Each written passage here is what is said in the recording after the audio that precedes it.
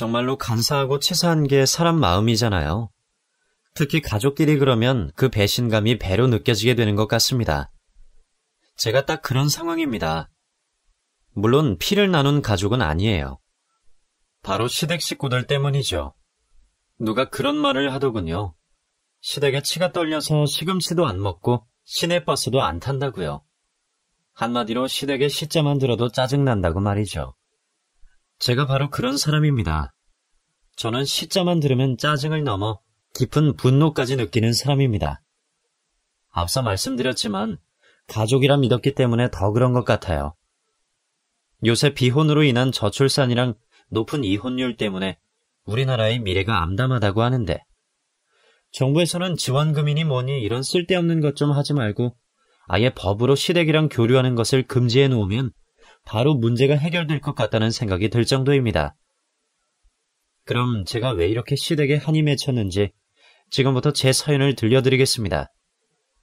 저는 올해 30대 중반을 간 넘긴 여자예요. 여기 사연 올리시는 분들 중에 돈 많은 집에 태어나서 걱정 없이 자란 분이 드물더군요. 저도 마찬가지예요. 평범한 집에서 태어났고 조금은 물질적으로 부족했지만 그렇다고 부모님의 사랑이 부족하진 않게 자랐습니다. 특히 아빠가 굉장히 가정적인 분이라서 집안일도 자주 도와주고 엄마랑 여행도 자주 다니고 가족도 살뜰하게 챙겨주는 분이거든요. 특히 늘 저에게 말씀하시길 남자는 무조건 자기 가족을 먹여 살릴 줄 알아야 하고 자기 가족을 편하게 해주는 남자여야 해. 기분에 따라서 욱해서 욕설이나 하고 도박하고 싸움하는 양아치들은 절대 만나면 안 돼. 하셨거든요. 그래서 가족이란 참 따뜻하고 소중한 거라 생각했고 결혼하고 나서도 그런 삶이 계속될 거란 기대감이 있었어요. 게다가 다정하고 자상한 남자, 아빠 같은 남자가 이상형 1순위였어요. 그래서 남편도 그런 사람을 골랐고 행복하게 살 줄 착각을 했죠. 하지만 첫 만남 때부터 젠틀하고 배려심 넘쳤던 남자는 어디 가고 결혼하고 나서는 사람이 180도 변하더라고요. 남편이란 말도 쓰기 싫으니 그냥 가명이지만 김성훈이란 이름으로 부를게요. 성훈 씨는 처음엔 정말 다정한 그 자체인 남자였어요. 게다가 시댁 식구들 역시 너무나도 다정하고 행복한 비둘기 집이었죠. 시아버지란 약사였지만 이명이 심해져서 일을 그만두시고 쉬고 계셨고 시어머니는 간호사 출신이셨어요. 한마디로 배운 집안이었죠. 성훈 씨는 당시 꽤 이름 있는 음식업체에 식료품을 납품하는 기업 부장이었고요. 어린 나이에 부장을 달 정도로 사업 수완도 좋았고 능력이 출중했거든요. 이런 남자를 놓친다는 건 바보 같았기에 저도 엄청 공을 들였었네요. 그땐 성훈 씨랑 결혼하는 게 제 인생의 목표였죠. 물론 저도 기업을 다니며 돈도 버는 직장인이었지만 단란한 가정을 꾸리고 날 닮고 남편을 닮은 아이를 낳는 게 꿈인지라 성훈 씨 같은 남자를 놓치고 싶지 않아서 엄청 들이댔어요. 그래서 결혼까지 꼴이 나게 됐고요. 그때만 해도 제 인생은 꽃길만 펼쳐질 거라고 생각했죠. 처음엔 저도 돈을 벌고 남편도 돈을 잘 벌었으니 서울 마포 쪽의 좋은 아파트에서 전세로 신혼살림을 시작했어요. 남편과의 신혼생활은 너무나도 좋았어요. 아마 제 인생에서 가장 행복한 시간이었다고 말해도 정말 과언이 아닐 정도로 꿈꾸던 생활을 했죠. 그렇다고 해서 부잣집에 시집간 여자들처럼 호화롭게 쇼핑하고 도우미 아줌마 부리면서 생활을 한 건 아니지만 주말마다 남편이랑 근교로 드라이브도 가고 근사한 레스토랑에서 저녁 식사도 하고 여유로운 일상을 누리면서 행복하게 지냈죠. 그러니 주변에서는 제게 다들 시집 잘 갔다며 부러움에 한마디씩 해주는데 저도 그 말이 싫지 않았죠. 이대로 돈을 모으면 금방 강남에 아파트도 살 것만 같았고 제 앞으로 탄탄대로의 인생이 펼쳐질 줄 착각을 했었죠. 게다가 결혼한 지 3개월이 지나지 않아 뱃속에 반가운 소식도 들려왔죠. 남편과 시댁 식구들도 제가 임신했다는 말에 너무나도 축하해 주었고 다 함께 기뻐해 주었어요. 하지만 이 행복은 그리 오래가지 않았습니다. 원인 불명의 이유로 첫째를 유산하게 되었고 저랑 남편은 모두 크게 충격을 받았었죠. 병원에서는 아무래도 건강에 문제가 있어서 유산이 된 것 같다며 무조건 쉬는 게 중요하다고 진단을 내리는 통에 잘 다니던 회사를 그만두고 집에서 쉬게 됐어요. 특히 시어머니가 우리 아들이 돈을 못 버는 것도 아닌데 너가 왜 사서 고생이니? 그냥 집에서 이젠 당분간 쉬고 나중에 다시 일을 해도 되지 않니? 괜히 너 또 무리하다가 또 큰일 날 수도 있으니 직장 그만두거라. 라고 말하셨죠. 제가 다니는 회사가 대기업은 아니지만 그래도 취업할 때 어렵게 들어간 곳이라 갑자기 그만두기에는 미련이 남더라고요. 또 주위에서는 남편에게 경제력을 모두 의지하다가 나중에 뒤통수 맞는다며 퇴사를 말렸지만 그때 당시 유산으로 인해 저도 몸도 마음도 지친 터라 시어머니의 말씀에 주저없이 회사를 그만두고 집에서 살림만 시작했습니다. 지금 생각해보면 가장 멍청한 짓이었죠. 그렇게 집에서 살림을 하기 시작하면서 남는 시간에 시어머니랑 쇼핑도 하고 좀 똘끼가 있긴 했지만 시원시원한 성격을 가진 시누이랑 만나서 밥도 먹고 정말 세상 누구도 부러울 게 없는 시간들이었죠. 하지만 새로 시작한 성훈 씨의 사업이 수직낙하하기 시작하면서 모든 일이 꼬이기 시작했어요. 성훈 씨가 운영하던 회사에 납품 비리가 터지기 시작하고 마침 동업자가 돈을 갖고 도망쳐서 회사가 공중분해될 위기에 처하게 됐죠. 성훈 씨는 회사 한번 살려보겠다고 인맥을 총동원해서 빚을 끌어다가 회사에 돈을 쏟아부었지만 동업자가 쌓아놓은 사건이 엄청 많아서 해결이 제대로 안 된 채 회사는 문을 닫아야 했습니다. 이미 집을 담보로 돈을 빌린 터라 일단 시댁으로 짐을 옮겨야 했거든요. 근데 여기서부터 저희 지옥이 시작됐어요. 그래도 돈을 벌어서 시댁에 용돈을 척척 드릴 때는 친부모님보다 더 다정하던 두 분이 점점 저를 눈치를 주기 시작하는 거예요. 그리고 점점 식모 부리듯이 부리더군요. 어느 날은 얘야, 네 시아버지도 그렇고 나도 그렇고 아침에 허전하면 하루 종일 당이 떨어져서 그러는데 네가 아침 좀 챙겨주면 안 되겠니? 솔직히 기분이 좋진 않았어요. 왜냐면 회사 생활하면서 바쁘게 살아서인지 아침을 차려본 적도 없고 먹어본 적도 없거든요. 하지만 얹혀 사는 주제에 불평불만을 할 수 없어서 일단 그렇게 하겠다고 했어요.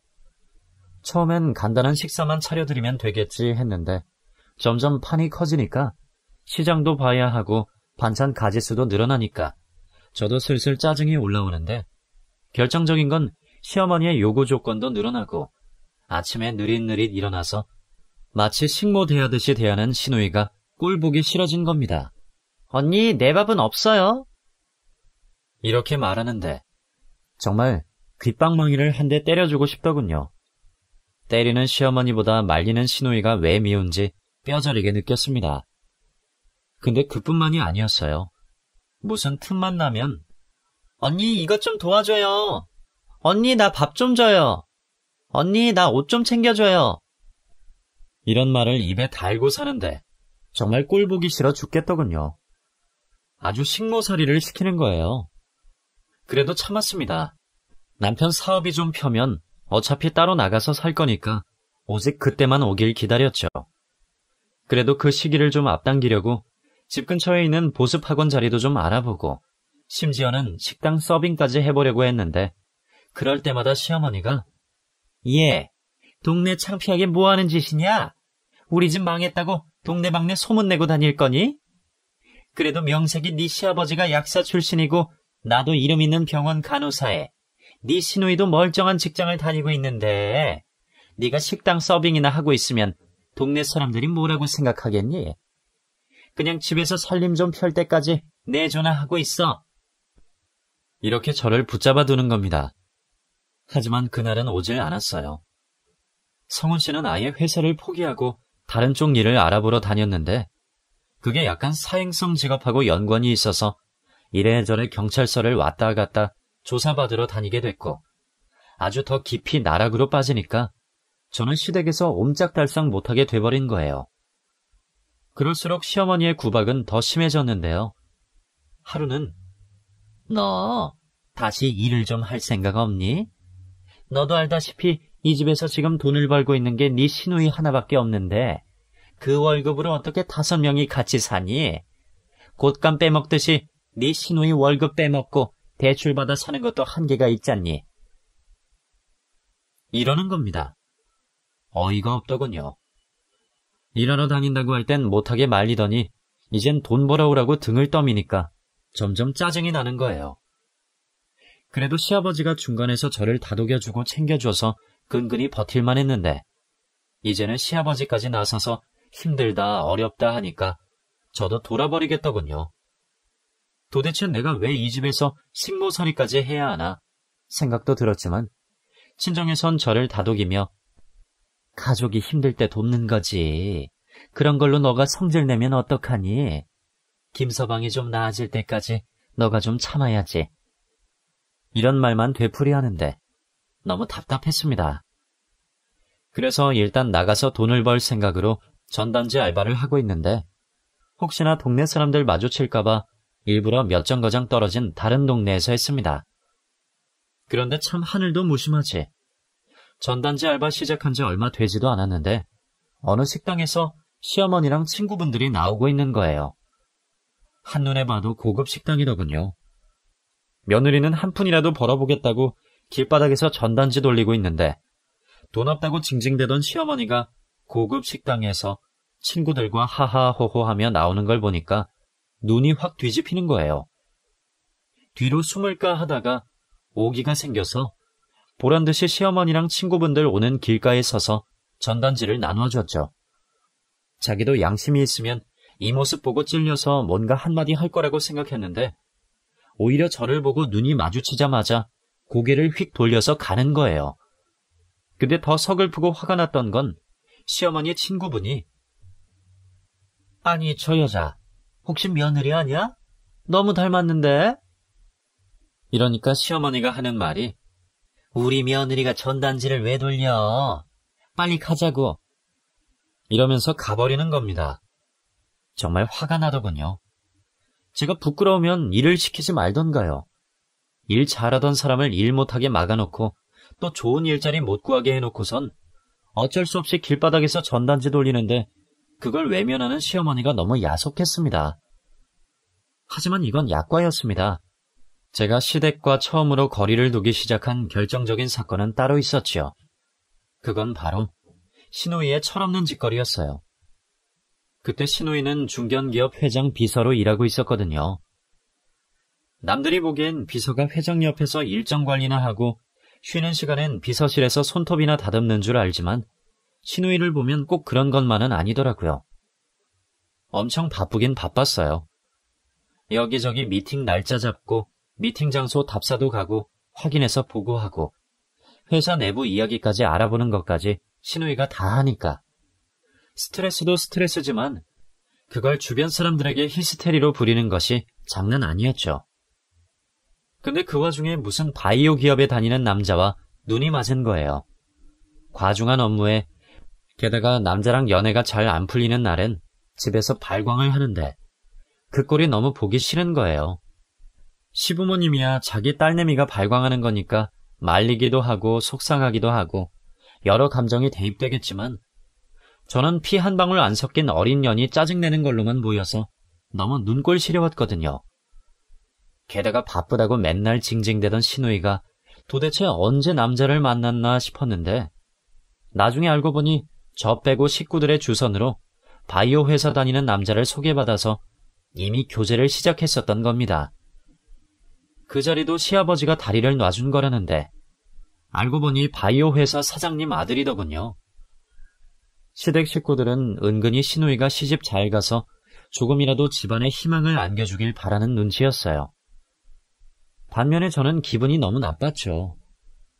그렇게 가족이란 이름으로 식모살이 시켰으면 적어도 시누이가 누굴 만나는지 그것도 안 되면 누굴 소개시켜줬다는 이야기를 해줘야 하는데 시부모님도 그렇고 남편이란 놈도 그렇고 저에겐 이런 반구도 안 해줬습니다. 내가 진짜 식모인가? 이런 생각까지 들 정도였으니까요. 나만 이 집에서 소외된 느낌이라 상처가 컸었죠. 어쨌든 시누이가 데이트하러 나간 날은 초긴장 상태였어요. 그날 기분 좋으면 집안 분위기도 좋았는데 행여나 싸우고 오기라도 하면 집안 분위기는 난장판이 됐고, 시누이는 있는 성질 없는 성질 부려대며 집안을 뒤집어 놓는 거예요. 처음에는 사소한 음식 투정으로 짜증을 부리더니 나중에는 저번에 쇼핑한 귀걸이랑 옷이 왜 없냐면서 괜히 멀쩡하게 있는 저한테 화풀이를 했죠. 아니, 자기가 정신머리 없어서 깜빡해놓고 그걸 마치 내가 가져갔다는 듯이 저에게 따지는데 진짜 서러워서 이 집을 나갈까 말까 하루에도 수백 번 고민을 했습니다. 이 밖에도 기껏 해달라는 음식 열심히 해서 갖다 바치면 짜네, 맵네, 싱겁네 이러면서 어찌나 음식 투정을 하는지 정말 화딱지가 나서 참기 힘들더라고요. 그 꼴이 정말 보기 싫어서 일부러 시누이가 데이트를 하고 들어오는 날에는 이 핑계 저 핑계를 대면서 밖에 나가 있었어요. 심지어 비가 주룩주룩 내리는 날이나 찬바람이 쌩쌩 부는 날에도 개의치 않고 히스테리 부리는 시누이를 피해서 집을 나와 있었죠. 그렇게 꾹꾹 눌러 참고 살다가 어느 날 아침에 지가 늦잠 자서 헐레벌떡 일어나 놓곤 무슨 야채 주스를 달라고 저에게 잔소리를 하길래 아가씨는 손이 없어요, 발이 없어요. 그리고 그 정도는 그냥 편의점 가서 야채 주스 하나 사서 드세요. 지금 저 바쁜 거 안 보여요? 이렇게 확 잘라 말했죠. 시누이는 기가 막히다는 듯이 말을 못하고 시어머니는 방방 노발대발 뛰고 난리였죠. 어느 정도 반응을 예상했기 때문에 니들이 난리를 치든 말든 나는 알 바 없단 심정으로 방으로 들어왔더니 나중에 이야기를 들은 남편이 저에게 호통을 치는 겁니다. 저도 질 수는 없잖아요. 그래서 나보고 어쩌라고. 내가 이 집 식모야? 지금 1년 가까이 이 짓 해줬으면 됐잖아. 언제까지 내가 이렇게 살아야 하는데. 됐어. 당신 이럴 거면 우리 이혼해.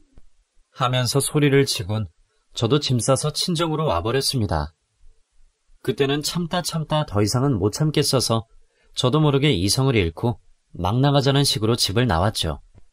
저희 부모님은 저의 이혼만은 원치 않으셨는지 계속해서 남편과 다시 화해하라고 말씀하시더라고요.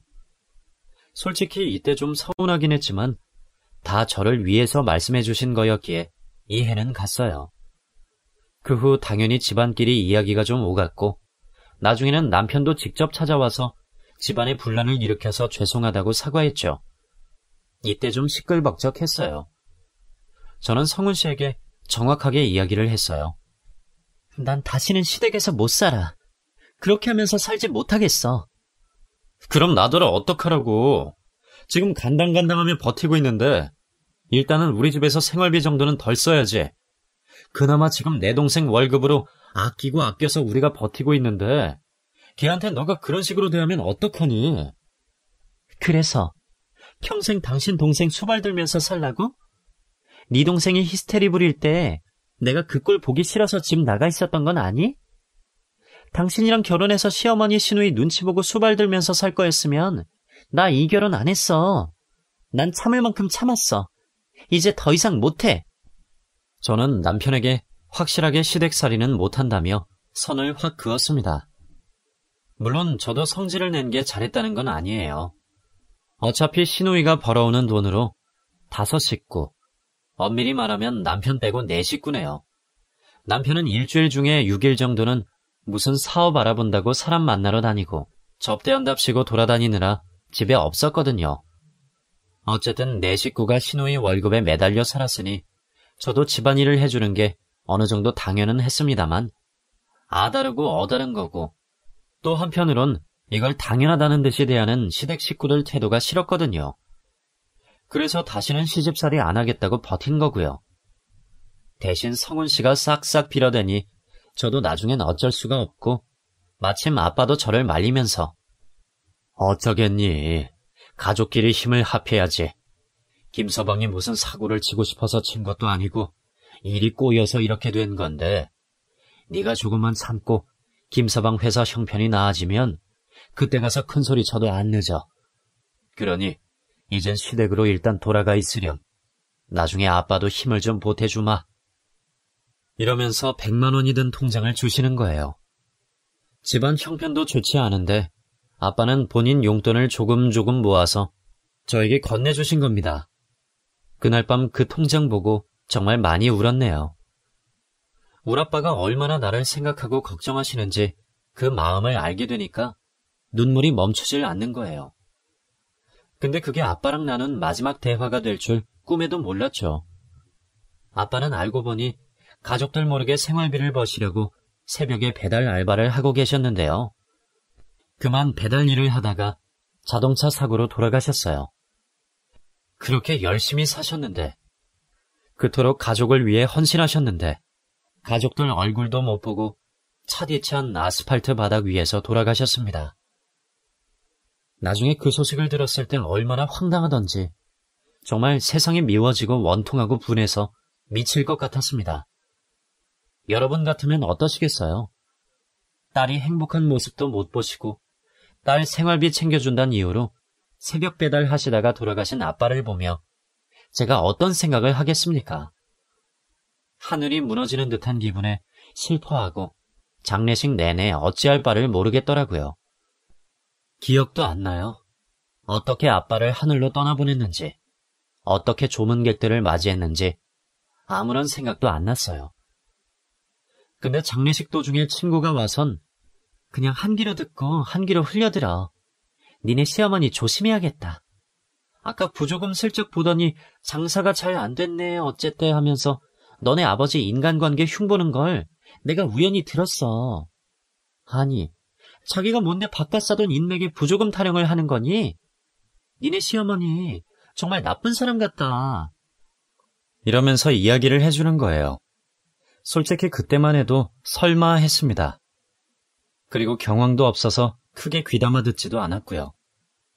그렇게 한 달 정도를 멍하니 보낸 것 같았습니다. 살아도 사는 것 같지가 않고 먹어도 먹은 것 같지가 않아서 살이 쪽쪽 빠지더군요. 근데 그때 시누이가 저를 살뜰히 챙겨주는 거예요. 자기 월급 받은 돈으로 생전 처음 제게 선물도 사다 주고, 게다가 시어머니도 입맛이 없는 저를 위해 직접 사골도 구워서 고깃국도 끓여주셨죠. 제가 원래 감기 걸리거나 몸이 안 좋으면 고깃 국물에다가 밥 말아 먹거든요. 그걸 남편에게 전해 들으셨는지 그 힘든 사골 국물을 번거롭게 직접 끓여서 손수 만들어 주셨어요. 그러면서 제게 이거 사, 정신 차려. 이러다가 산 사람도 죽겠다. 사돈 어른이 이런 모습을 원하진 않으셨을 거야. 뭐라도 좀 먹고 정신을 차려야지. 나도 우리 친정아버지 돌아가셨을 때 어찌나 원통하던지 사는 게 사는 것 같지 않더라. 네 심정 나도 겪어봐서 이해하는데 지금 죽을 것 같아도 결국에는 시간이 약이란다. 그러니 이거라도 먹고 기운 좀 차리렴. 시어머니의 그 말에 조금씩 안정을 찾았고 정성스럽게 만들어주신 사골국을 먹으면서 기운을 차렸죠. 돌아가신 아빠가 말씀하신 가족이란 게 이런 거구나. 참으면 복이 되는구나. 깨달았다고 생각했습니다. 이제 혼자 남겨진 친정엄마 잘 모시고 시댁 식구들과 잘 어울리며 살아야겠다고 생각했는데 그건 제 착각이더군요. 아버지 돌아가시고 사망 신고하고 이것저것 행정적 정리랑 금융 문제 정리하고 있는데 남편이 슬쩍 물어보는 거예요. 근데 아버지 돌아가시고 얼마나 남겨주신 거야? 글쎄, 워낙 돈이 없으셨으니까 그래도 보험금이랑 이것저것 처분하고 엄마는 집도 나보고 처분해달라고 하셔서 그거 팔고 좁은 데로 가시고 싶다고 해서 그런 것까지 다 감안하면 대략 3억은 될 것 같아. 왜 그러는데? 아니, 그냥 사람 목숨값이 3억밖에 안 된다니 조금 서글퍼서. 당신도 그런데 나는 오죽하겠어. 어쨌든 말이라도 그렇게 해주니 고마워. 그때만 해도 남편이 그냥 물어보는 말인 줄 알았는데 그게 다 밑밥을 깔아놓은 말이었습니다. 제가 좀 정신 차리고 어쨌든 그 3억으로 엄마 작은 방 하나 해드리고 이젠 그 돈으로 저도 직장 구하고 집 하나 구해서 남편이랑 다시 분가하려고 마음먹고 있는데 갑자기 시어머니가 얘야, 정말 미안한 이야기 하나 좀 하자꾸나.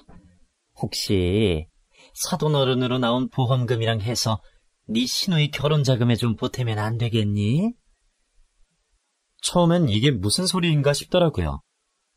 아니, 어떻게 이런 말을 제게 할 수 있을까? 그것도 마치 돈을 맡겨놓은 것 마냥 나에게 돈 내놓으라고 하니까 기가 막혀서 말이 안 나오는 거예요.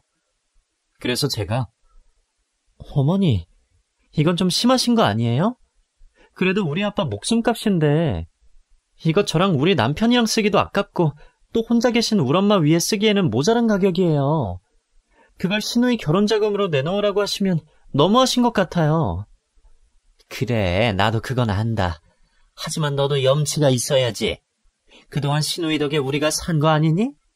걔가 벌어놓은 돈으로 우리가 산 거 아니냐? 그리고 그쪽 사돈 내가 워낙 잘 살지 않니? 설마 이 은혜를 시누이가 잊겠어? 안 그래?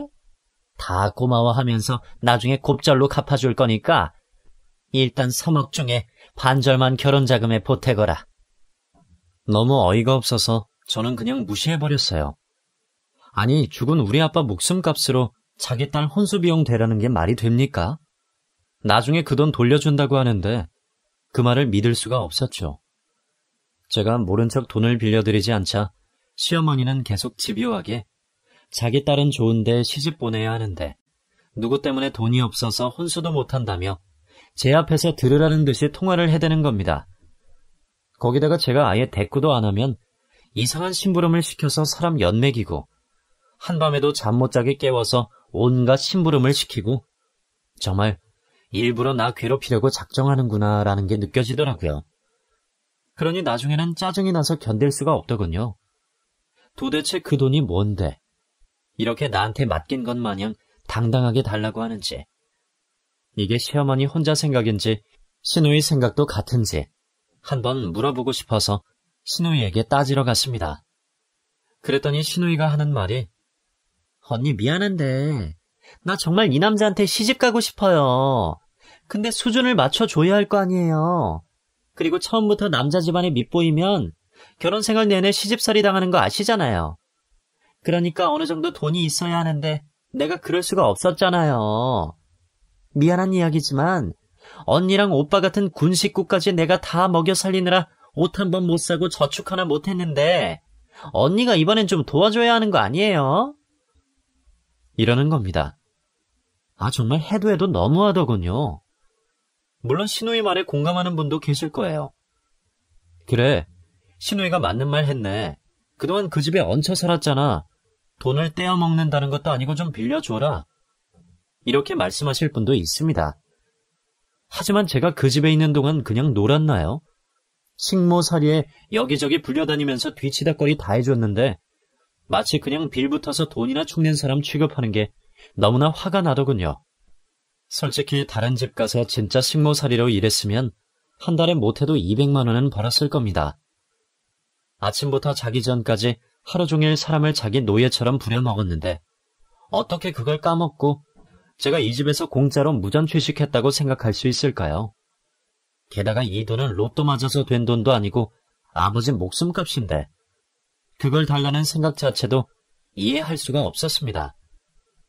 단돈 100원도 저에겐 너무나 소중한 돈인데 이걸 시누이 결혼자금의 반 이상 몰아넣는다는 게 말이 되나요? 정말 100번, 10,000번 양보해서 제가 돈을 반드시 준다 해도 이건 예의가 아니죠. 저는 시누이가 결혼할 상대가 누군지도 모릅니다. 저는 인사를 나눈 적도 없었거든요. 자기들끼리 소개해주고 소개받으러 나가서 서로들 인사 나눴을 뿐. 제가 본 적도 없는 그 남자랑 사는 시누이를 위해 우리 아빠 목숨값을 내놓아야 하는 건 아니잖아요. 너무 열이 받아서 속에 있던 이야기를 시누이한테 확 내뱉어버렸죠. 시누이는 약간 벙찐 표정을 짓더니 그럼 우리 오빠 한번 만나게 해드리면 돈 주실 거예요? 이러는 겁니다. 어휴, 싸가지 없는 년. 사실 그게 중요한 게 아니잖아요. 그래서 그냥 됐다고 하곤 다시 시댁을 나와 친정엄마 집에 들어갔어요. 도저히 저런 인간들이랑 상종도 하기 싫더라고요. 그러니 별거 아닌 별거에 다시 들어간 셈이 됐는데요. 어느 날 성훈 씨가 찾아와서 좀 도와주면 안 되냐? 하나밖에 없는 내 동생인데 그까짓 거 돈 때문에 이래야겠어? 내가 안 도와주고 싶어서 이러는 게 아니잖아. 이거 우리 아빠 목숨값이야. 그리고 우리 엄마한테 줄 돈이고. 그럼 우리 엄마는 길바닥에 나 앉으라는 거야? 우리 엄마도 돈은 있어야 할 거 아니야. 나중에 몇 배로 돌려준다니까. 사돈댁이 바이오 업체 사장이야. 설마 이 돈 떼먹겠냐? 그렇게 돈 많은 집 아들이랑 결혼하는데 무슨 혼수를 이렇게 많이 해가려고 그래. 야, 급이 맞게 해주려고 그러는 거 아니야. 그럼 동네 거지마냥 혼수해서 보내냐? 그쪽에서 원하는 레벨은 맞춰줘야지. 그 말에 너무 화가 나서 더 이상 말하지 말자고 하는데 시어머니가 전화를 해서 드디어 끝내 불을 지피더군요. 야, 더러워서 돈 안 받는다. 그까짓 거 목숨값, 죽은 사람 목숨값이 그렇게 중요해서 어떻게 사냐? 그렇게 살면 뭐해? 가족은 다 죽어가는데. 넌 죽은 아빠 생각만 하냐? 더러워서 그 돈 안 받는다. 말을 해도 어쩜 이렇게 악마같이 말하는지 정말 치가 떨리더군요. 일단 남편을 돌려보냈죠. 친정엄마는 자존심이 상하고 기분은 나쁘지만 행여나 제가 무슨 해코지라도 당할까봐 계속 저를 달래며 내가 이 돈 뭐 필요하니? 나도 일해서 돈 벌면 된다. 요즘 노인네 일자리 많어. 그냥 그 돈 시댁에 드려. 나중에 다 갚아줄 거야. 난 괜찮으니까 그냥 드리렴. 이러시는데 중간에서 제 속이 타들어가더군요. 사실 시댁에 돈 씨가 많은 건 저도 알죠. 시아버지가 모아둔 코딱지만한 돈은 남편이 사업한다고 다 갖다가 꼬라박아 날려버렸고 또 이미 집 담보로 다 해먹어서 돈 나올 때도 없다는 거 잘 압니다. 남편 말로는 자기가 이제부터 돈 번다고 하지만 여지껏 제게 보인 행실로 짐작컨대 그럴 일은 아마 없을 것 같더라고요. 남편은 이미 대출도 막힌 신불자인 신세고 시누이도 이미 돈 나올 데가 없으니 우리 아빠 돈에 군침 흘리는 걸 테고요. 그런데 이건 아니잖아요. 어떡할까 고민하던 중에 아주 불난 집에 기름을 붓듯이 남편이 사고를 하나 쳤습니다. 바로 그 사이에 바람을 피고 다녔더군요. 거래처 여사장이라곤 하는데 엄밀히 말하면 바람핀 물증은 없습니다. 그냥 제 심증이에요. 남편은 아니라고 딱 잡아댔고 저도 증거가 없어서 그냥 넘어갔지만 남편이 평상시에 하고 다닌 꼴을 보면 충분히 그러고도 남을 인간이었습니다. 한마디로 학을 뗐습니다. 근데 더 웃긴 건 남편은 그걸 빌미로 당신이 날 오해해서 내 마음에 상처를 줬으니 그 돈 빌려줘. 이러는 거예요. 정말 사고방식 자체가 아주 저랑 다른 거죠. 저 같으면 미안해서 차마 그 돈을 빌려달라고는 못하겠더군요. 나중엔 저도 지치고 이젠 지겨워졌어요. 괜히 이 돈 깔고 있다가 스트레스만 더 받을 것 같아서 저는 결단을 내려버렸어요. 그냥 시댁 식구들이 원하는 대로 돈을 빌려주기로 마음먹었죠. 하지만 일단 차용증을 쓰자고 했죠. 가족이고 나발이고 돈 거래는 정확히 하자고 했죠. 남편이랑 시어머니는 이렇게까지 해야겠냐면서 처음엔 거부하더라고요. 그래도 저는 시댁 식구들 이젠 못 믿겠고 상처만 주니까 무조건 돈 거래엔 차용증 쓰라고 했습니다. 남편은 입이 대빨 나와서 그렇게 하자며 차용증 쓰는데 제가 속을 사람이 아니죠. 부부끼리 차용증을 쓰면 안 되니까 바로 시누이하고 썼습니다. 그리고 그거 아는 분 통해서 공증까지 싹 다 받아놨죠. 한마디로 제대로 돈 거래 해버린 겁니다. 그리고 2억 줬어요. 이걸로 찜을 해먹든 구이를 해먹든 우리 아빠 목숨값으로 시누이 목숨 건지면 다행이란 생각에 마음 비우고 빌려줬습니다. 대신 저는 아예 짐 다 빼서 친정엄마랑 원룸에서 살게 됐고요. 슬슬 이혼도 생각하고 있었죠. 어차피 남편 회사가 다시 커진다고 해도 이미 시어머니 시누이에 질려버렸고 남편은 바람핀 사람처럼 느껴져서 보는 것만으로도 역겨웠으니까요. 더 이상 결혼이 큰 의미는 없었네요. 그런데 이걸 전화위복이라 해야 할지 아니면 세옹지마라고 해야 할지 정확한 묘사는 모르겠는데 전화 한 통화에 모든 게 뒤집어진 거예요. 바로 시누이가 사기를 당한 겁니다. 전화는 부동산에서 왔는데 입금이 안 됐다는 둥 이상한 연락이 왔더래요. 뭔 소린가 싶어서 알아보니 결혼할 사돈 측에서 아파트 잔금 거래 안 하고 사라져버린 거죠. 신우이는 저에게 2억 받아서 결혼할 남자에게 건넸는데 그 남자가 사라져버린 겁니다. 게다가 여기저기 수소문해서 다 알아보니 남자는 바이오 회사를 다니는 것도 아니었고 당연히 그 남자의 아빠라는 분도 회사 사장이 아니었다는 거죠. 한마디로 그 가족 전체가 사기꾼이었던 거죠.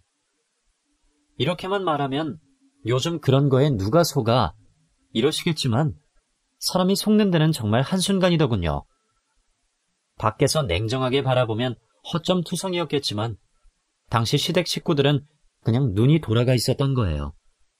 그나마 냉정하게 볼 수 있었던 저마저도 이리저리 시달리느라 전혀 몰랐고 남편의 사업 살린다고 사돈으로 사기친 놈들 뒷조사를 제대로 하질 못했던 거예요. 그나마 제 돈 2억만 날렸으면 불행 중 다행이죠. 알고 보니 저에게 돈 없다고 징징댄 이유가 여기저기서 돈 끌어다가 사기꾼 입에 부어 넣어줬더군요. 요새 바이오 회사가 상장되면 주가가 엄청 오르잖아요. 그걸 빌미로 이리저리 여러 사람들에게 돈을 빌려 그 회사 주식을 사들였다고 하더라고요. 상장되면 최소 10배 이상 뜬다는 거짓말에 속아서 감당하지 못할 일을 저 몰래 벌린 거죠. 나중에 그 액수를 확인하니 정말 어마어마하더라고요. 그러니 허구한 날 빚쟁이들이 쫓아오고 은행 전화 받느라 죽으려고 하더군요. 근데 시댁 식구들이 참 어수룩해 보이죠? 물론 시댁 식구들 딴에는 확인해봤겠죠. 그런데 사기꾼들이 그냥 사기꾼이겠어요? 속이려고 하면 뭘 못 속이겠어요? 그냥 제대로 눈탱이 맞은 거죠. 어쨌든 전세가 완전히 역전돼 버린 거예요. 완전 식모 취급하고 빚쟁이 대접해주던 시댁 식구들이 전부 다 드러누워서 끙끙 앓고 갑자기 제 눈치를 보게 된 겁니다. 아시다시피 이젠 제가 빚 갚으라고 호통칠 수 있는 채권자가 됐으니까요. 남편은 갑자기 더 저자세가 되어선 미안해. 이렇게 될 줄 몰랐네. 우리 가족이잖아. 조금만 참아줘. 당신한테 내가 늘 고마워하는 거 알지? 이러고 있고 그토록 도도하던 시어머니 역시 저만 보면 꼼지락대며 아무 말 못하는 겁니다. 그러면서 아가, 면목 없다. 이러고 있고 신우이는 장기 휴가 쓰고선 방에서 도통 나오질 않더군요. 결혼까지 생각했던 남자에게 완전 뒤통수 맞고 생돈 2억까지 날리게 되니 제정신일 수가 없겠죠. 정말 충격이 컸는지 한 달 내내 밥을 제대로 먹지도 못하더라고요.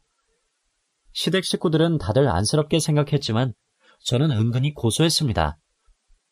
그간 신우이에게 얼마나 시달렸으면 어쩌면 제 돈이 공중에 사라져버렸는데도 기분이 좋더라고요. 그렇게 심보를 나쁘게 쓰더니 꼴 좋다라는 생각도 들었어요. 그 후 사기꾼을 잡았냐고요? 물론 못 잡았죠. 그 이후 미안한 이야기지만 남편에게 이혼 서류 내밀었습니다. 어차피 알거지 상태인데 위자료는 생각도 안 했고요. 그냥 깔끔하게 합의 이혼하자고 했죠. 남편이 엄청 화를 내더군요. 어려울 때 같이 하는 게 가족 아니야? 지금 이 상황에서 당신만 쏙 빠져나가는 게 어딨어? 어떻게 당신이 나한테 이럴 수 있어?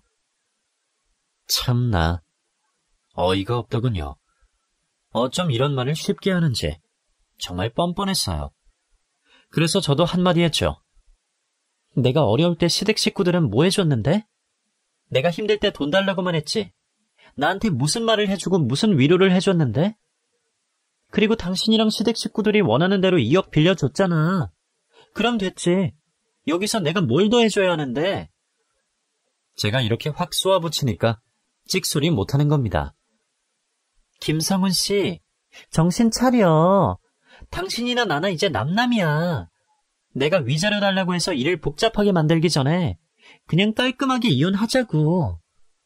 그 말에 성훈 씨도 아무 말 못하더군요. 그리고 하나 더 이야기를 했습니다. 차용증 쓴 거는 어떡할 건데? 돈은 갚아야지. 안 그래? 아니 우리 아빠 목숨값 안 준다며 사람을 쥐잡듯이 잡아놓고 돈은 왜 안 갚으려고 해? 남편은 꼭 갚겠다며 자기 사업이 진행 중이라며 이야기를 하는데 솔직히 그 말을 믿을 수가 없었어요. 이미 저도 바보가 아닌 이상 남편 뒷조사 다 끝냈거든요. 사업하다가 다 말아먹고 친구들 사업 돕는답시고 여기 기웃 저기 기웃거리면서 거마비 정도 받고 사업 설명회 좀 다니는 게 전부였습니다. 그토록 능력 좋던 사람이 한번 나가 떨어지니까 바보 되는 것도 한순간이더군요. 제가 어려울 때 남편답게 저를 안아줬더라면 저도 이렇게 악독하게 굴진 않았을 텐데. 어차피 자업자득이니까요. 저는 돈 갚으라고 윽박질렀죠. 남편은 시누이 돈은 자기가 갚겠지만 당장은 어려우니 미뤄달라고 굽신대는데 얄짤 없다고 말했습니다. 돈 못 갚으면 깜빵 가야죠. 그래서 저도 계속 몰아쳤죠. 남편은 이혼 못 해준다며 싹싹 빌고 이혼하면 자기 죽는다며 엉엉 우는데 정말 꼴도 보기 싫었습니다. 내 돈 가져가고 내 삶을 박박 긁어놓곤 이젠 살려달라고 하니 뭐가 좋겠어요? 아니, 죽을 때까지 갈고댔습니다. 전화요? 당연히 기본이죠. 집 앞에 찾아가기도 했고요. 나중에 그런 거 법으로 걸린다길래 내 돈 받아내려고 경찰에 신고한다고 하니 와서 싹싹 빌더군요. 솔직히 이때는 진짜 돈 받으려고 갈군 것보다는 기고만장하던 남편과 시댁 식구들이 제 앞에서 기는 모습 보려고 일부러 더 찾아갔던 것 같습니다.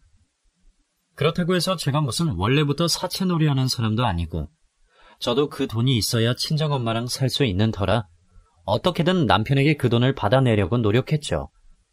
하지만 나중에 보니 시댁이 야반도주한 겁니다. 어이가 없더군요. 참, 정말 바보 같은 이 인간들이 지들이 숨어버리면 제가 포기할 줄 알았나 봐요. 그렇게 우리 아빠 목숨값 받아낼 땐 밤낮이 없더니만 이젠 대놓고 도망을 쳤으니 저도 어쩔 수가 없어서 경찰에 신고했죠. 그래서 현재 시누이는 수배 중인 상태가 되었고 남편이란 놈은 아예 잠수 탔습니다. 시누이가 평소 저한테 자기 회사 들어가기 힘든 곳이라며 그렇게 제 앞에서 회사 자랑할 때는 언제고 나중에 전화해보니 퇴사했다고 하더라고요. 저였으면 차라리 그 회사 계속 다니면서 매달 얼마씩 갚았을 거예요. 월급도 괜찮게 나오고 복지도 좋다고 하던데 지 인생 지가 발로 뻥 차버린 거죠. 아무튼 남편의 생각인지 시어머니의 생각인지는 모르겠지만 그렇게 잠적하고 나서 수배 중인 상태가 되면서 오히려 문제가 더 커졌죠. 이번에야말로 제대로 혼쭐을 만들어줘야죠. 그나마 남편이 나중에 돈 갚을 테니 용서해달라고 했지만 이젠 끝난 거죠. 이혼 소송도 진행 중이고요. 돈은 지옥 끝까지 쫓아가서라도 받아내야죠. 못 받을 수도 있다던데 저는 단돈 10,000원이라도 받아낼 때까지 그 집안 사람들 즙을 짜낼 겁니다. 제가 당한 만큼 그대로 갚아줄 거예요. 저는 다행히 남은 1억으로 엄마랑 넉넉하지는 않지만 나름 잘 살고 있습니다. 앞으로 그 돈을 모두 받아낼지는 모르겠지만 아무튼 그때까지 많이 응원해 주셨으면 합니다. 그럼 이만 사연을 마치겠습니다.